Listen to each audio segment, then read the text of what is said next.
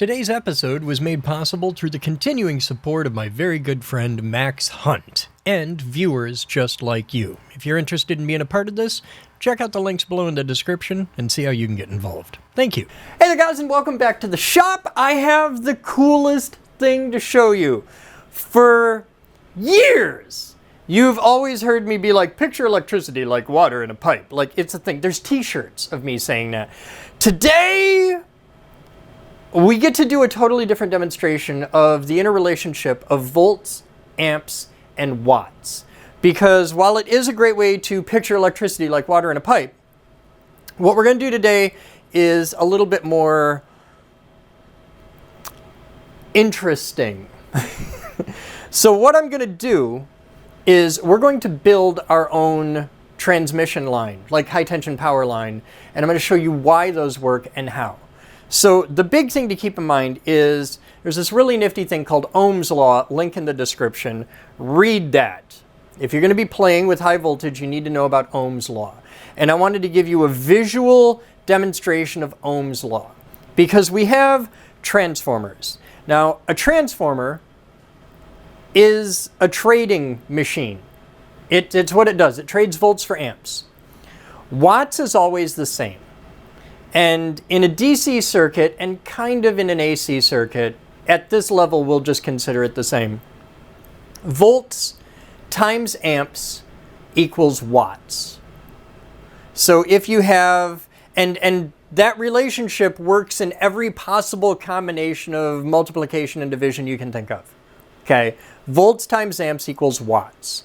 So if I have 120 volts at 10 amps, I know I have 1,200 watts of power.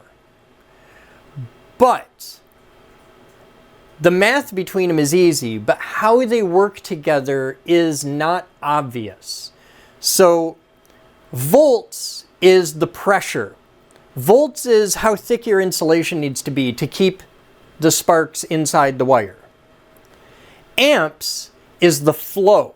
You draw amps. You push volts, but you pull amps. Amps is how thick your wire has to be to handle the flow. And the combination of those two is watts. Now, I have on the table here a pair of rather beefy transformers. For comparison, that is the Mott that you know and love. Okay, this is a standard microwave oven transformer. This is a potential transformer. This makes 2,000 volts at about 1,000 watts. This makes 14,400 volts at probably 1,500 watts, more than that in practicality. But this is designed to run that all day, all night for 20 years when it's 120 degrees in the room, and. This is beefy. This is built within an inch of its life. This is built to have a longer life than you. This is another potential transformer. This one is rated for 16,500 volts. So just so we don't make anything angry, we're actually feeding in here, raising up to 14.4, coming across, and then dropping our 14.4 back down. Okay? So this lets us do some pretty cool stuff. What I've done is I've brought our power in here to our little power box, the one we made episode or two ago, and I'm breaking it out through two different paths. Through path one, we go just, I have a male line end plug and a female, and we've broken the hot out. The neutral and ground just pass right on through. Hot breaks off into one little piece of wire, and this is a single strand solid 24 gauge wire. Okay, so it's really tiny. It's the tiniest wire I had on hand. I wish it was smaller, but we'll make this work. And I've got that on an amp meter. So what we're going to do is we're going to see if we can run an angle grinder on that tiny little piece of wire and see what happens. Now, we're going to be doing this at 120 volts because it's just regular wall power. So it's in, it's through, it's out. So we're going to start off with doing that. And let's see what happens if we run the angle grinder through this one little tiny piece of wire. Now we've got regular 12 gauge THHN everywhere else, but in this spot in the middle, I've made a tiny hair thin piece of wire. This is the same function that a fuse serves, basically. So I'm going to plug our angle grinder in here, and I'm going to go just off camera and abuse a perfectly good transformer really hard for a second, and we'll see if that gets warm at all, and we'll be able to measure how many amps our angle grinder draws. So I'm just going to go over here. You won't be able to see this part, but you don't want to see the terrible things I'm doing to this transformer anyway.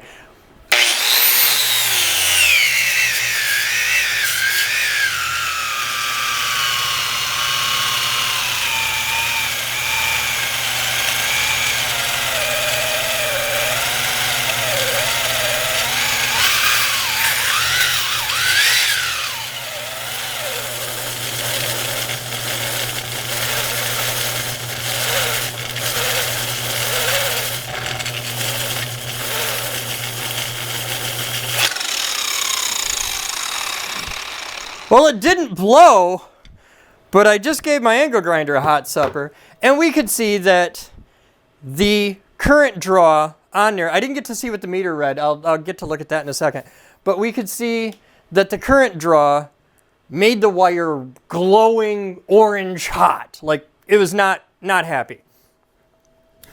So we're going to unplug our angle grinder from that.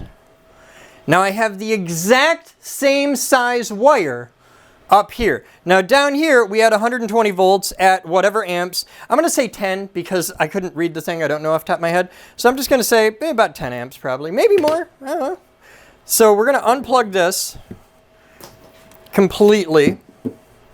And I'm going to set this aside over here. Now, in our other circuit, it's the exact same thing, except in the middle of the circuit, I've got a pair of big transformers. And the little piece of wire in the middle is now being elevated up to 14,400 volts.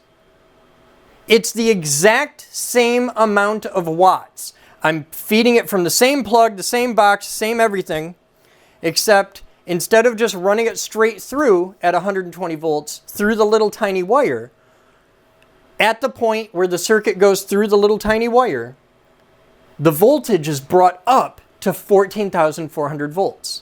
So this transformer is bringing us up at a ratio of 120 to 1. So since our volts are going up at 120 to 1, our amps are going down at 120 to 1.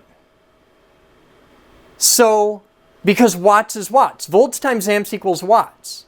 Always. We can't get more watts. This is going to draw the exact same amount of amps no matter what. And the volts are going to be the same no matter what. So since the volts are the same and the amps are the same, the watts have to be the same.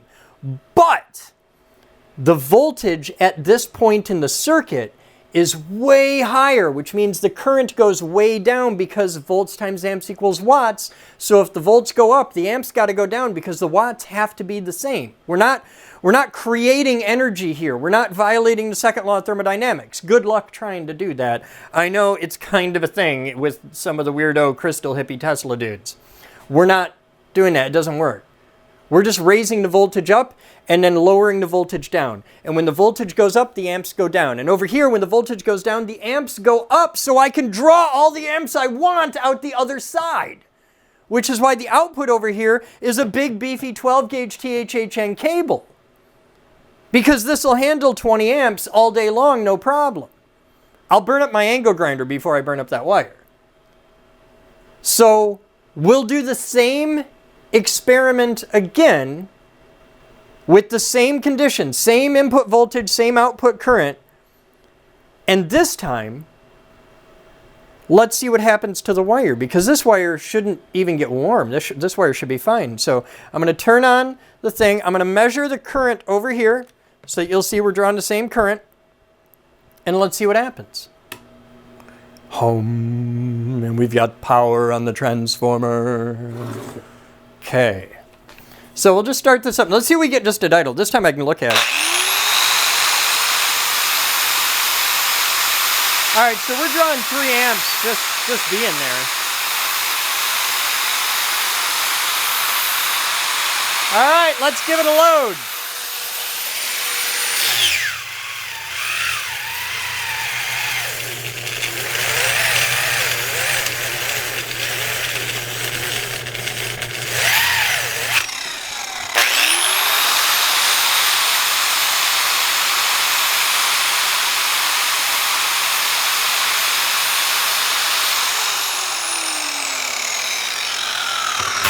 My poor little angle grinder is so hot. I didn't want to do that very long. But we pulled the same load through it, and you can see nothing happened to the wire. Like the other one had turned orange within just a few seconds, and I kept on it long enough to get it up to a bright yellow. Nothing happened. It's not even the slightest bit discolored. Now, let's unplug everything. I'll unplug it from there. I'll unplug it from down here. I'll take the box right out of circuit. That's on the floor. This is the cord. I can visually confirm it goes all the way in the plug to my pocket. And I'll reach right out and touch it. It's not even warm. It's totally fine. It works. The reason it worked is because we took the voltage that came in.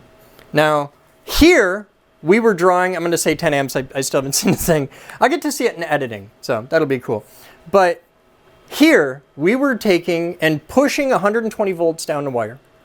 We were pulling 10 amps, whatever. And that gave us roughly 1,200 watts. So that goes in and gets raised to 14,400 volts, and the current drops through the floor when it comes out. We're still drawing the same amount of amps in. The primary side of this transformer is still seeing all the same amps that this is actually drawing. Okay, like if I draw 10 amps here, I'm going to draw 10 amps here. Actually, a little bit more because there's some losses in this transformer. There's some losses in this transformer. When you make that transformation of volts and amps, there's always a little bit of loss. The transformer makes a humming sound, so we're using acoustical, mechanical energy. This is actually physically vibrating, and the transformer is getting warm, so we're losing some energy and heat. Like there's all kinds of stuff. So big amps, low volts, and then big volts, little amps, because we've transformed up to that. And then big volts, little amps here, transforms down to big amps, little volts on the output side. And this plug and that plug both see 120 volts at 10 amps or whatever. There's a little bit extra amps added here. There's a little bit extra amps added here, but they're pretty trivial for this. Like we could measure it, but I don't even know if this is sensitive enough to measure the differences in current draw. But that's how it works. That interrelationship. And because of that, because we raised the voltage up so high, we got the amps so far down, we were able to pull enough watts to run this angle grinder at full tilt. Like I had that all the way down to stall through this wire without it even getting warm. It's totally safe to touch. Whereas when we use the exact same wire at the exact same wattage, just at a lower voltage, the wire just glowing, burning, all that jazz. That's the difference. This is why we use transmission lines, like the wires through your neighborhood, the big giant power pylons. It's why the voltage is so high, because watts is watts is watts. So you can only pull so many amps through a given wire. Wire's expensive, and running miles of wire is really expensive. So jack the volts up through the roof, and the amps come down, and you just get more and more and more watts. And because of that, it makes it cheaper to do power over longer distances. That's the main reason why the voltage is so high. There are other reasons. You get line loss and stuff like that. There's voltage drop and all that jazz. But we add a lot more voltage than we need to compensate for line loss and voltage drop. The reason we have so much voltage is to get the current down. And that is a very simple, very quick and dirty explanation of the interoperability of volts, amps, and watts, and the fundamentals of how Ohm's law works. And now your homework is to get down in the description and read all the links that I'm going to put there on the fundamentals of Ohm's law, because you really need to know this. If you're playing with high voltage, if you're going to be designing and building stuff like this, you need to understand Ohm's law. It's really important. And the cool thing is, it's very intuitive. Once you start doing it, you'll be able to look at a wire and be like, I don't know, I'd trust that for 5 amps. And yeah, you'll get there. The other thing is, I've given you a mathematical puzzle. Now, I don't know the voltage or the amperage that came out on here. I couldn't see it during the thing, but you do. What I want you to work out, this transformer is a potential transformer. It works at a very, very high precision ratio. This isn't just a 1400, that's like saying the microwave oven is a 2000 volt transformer. It is about 2000 volts on a microwave oven transformer. This is really most sincerely exactly 120-to-1 ratio of whatever you put in it. That's the point of a potential transformer. Use it for metering, and we're going to get into that in future videos. So this is a very accurate ratio. So this transformer is 120-to-1. This transformer is 150-to-1.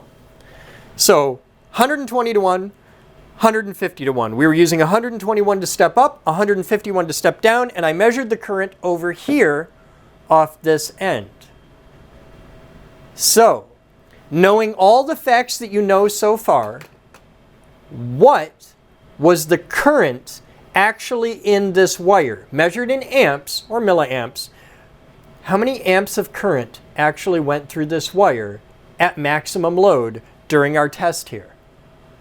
Put that in the comments. Let's see who gets it right. There might even be a prize in it for the winner. I've been in a mood for giving stuff away lately. It's kind of fun.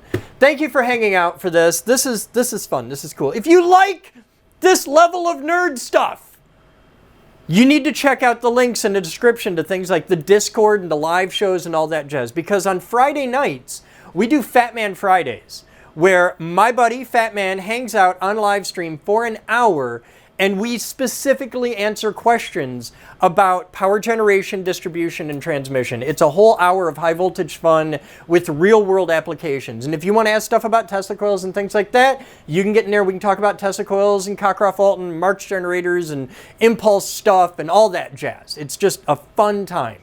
So check out the links, come get involved. We want you to get smarter and learn stuff and not die in the process. Would be pretty cool. You guys have fun. I'm Chris Boden, and as always, I'll see you next time.